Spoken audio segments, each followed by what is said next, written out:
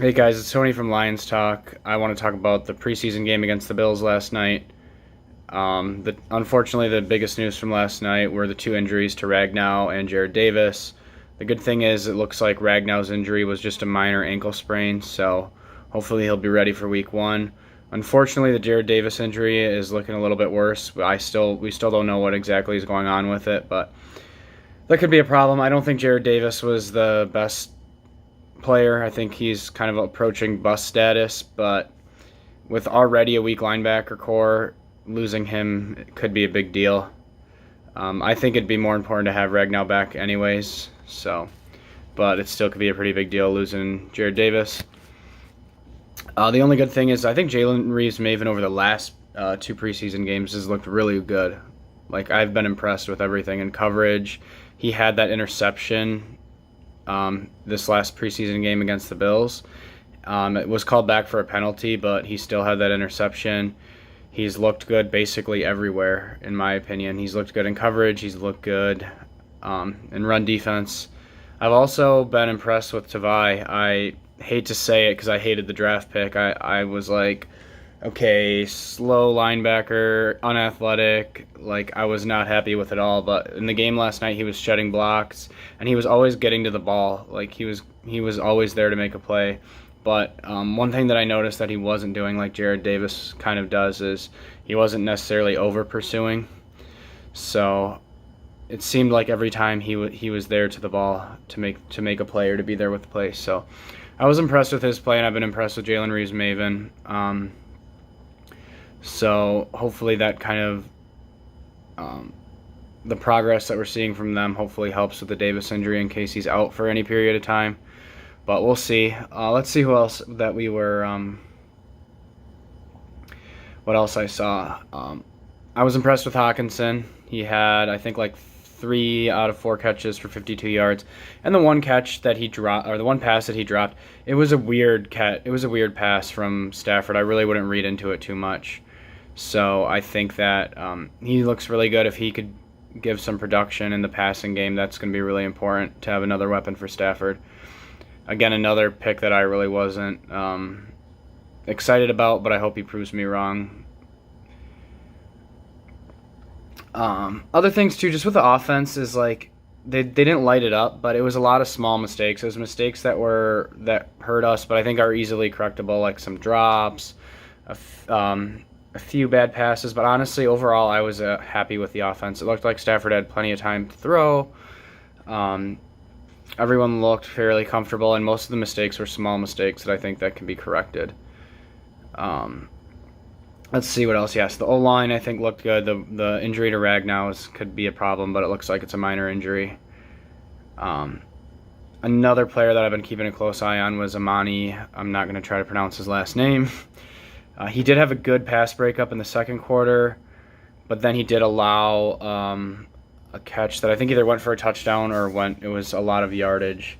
But I'm not sure if that was his responsibility and coverage on that one. But I don't know. Even in this game yesterday, he was up and down. But I would really like to see him progress, even if he doesn't start this year. Taking him in the 5th round, I don't know why he fell that far, but he was projected to go as early as like the 2nd round. And cornerback is an area that we really do lack depth or even lack starters. So I'd really like to see him progress. But I would say yesterday was an up and down day for Amani. For all the running backs, it was a pretty good day. Ty Johnson had a really nice catch. His first carry, when they brought Fales in for Stafford, it went for 7 yards. Then his next one went for 3 or 4 yards and a first down. Ty Johnson's been looking really good, catching the ball and running the ball. I've been impressed with him. Luckily, he did have a good return, a kickoff return, because he lost a ball I think it was on a punt return earlier in the game. So we'll see. I think they're still kind of figuring out who's going to do the punt and the kickoff returns. So I'd say that job is wide open.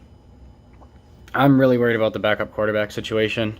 I don't think any team or very few teams in the NFL have a backup that can completely replace their starter, but I think with Fales and with Johnson, I think that if we lose Stafford, we're going to lose like every single game. Like, all I want when a backup is somebody that can give you a chance to win, or let's say Stafford's out for 2 or 3 games that they could at least win one of those games or give us a chance to win one.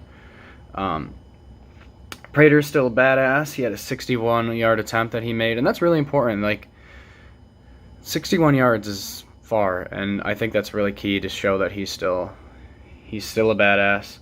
Another issue was a lack of pressure by backups on the defensive line. Again, I think our starting defensive line is pretty set and pretty good, but it would have been nice to see one of those guys really setting themselves apart. Let me see else here.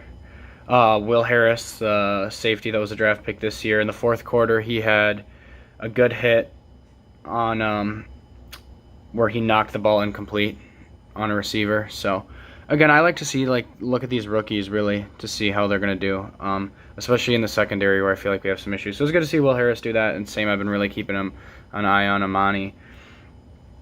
Another thing that I noticed earlier in the game was lack of seeing anything from Isaac Nada. But then he did end up, it's funny because this was my note earlier in the game, he's lack of anything from Nada, but then later he ended up having a good catch, like for a big amount of chunk yardage, I think in the third or fourth quarter. Yep, halfway through the fourth actually. Mark Thompson and Zach Zenner looked solid.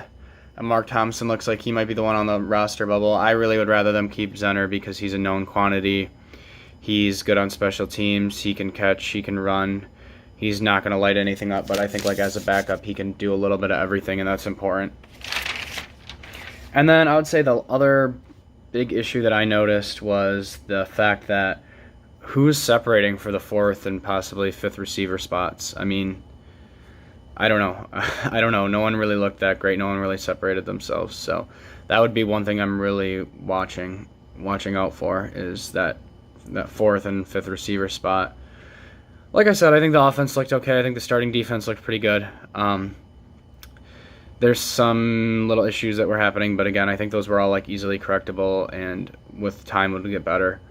The injuries to Davis and to Ragnow, unfortunately, were the biggest news of the game, however. But I think Hawkinson looked good. It's good that Ragnow might not be out for very long, and that the other linebackers, Jalen Reagor and Tavayev, looked all right. So hey, thanks for watching. Like and subscribe, please.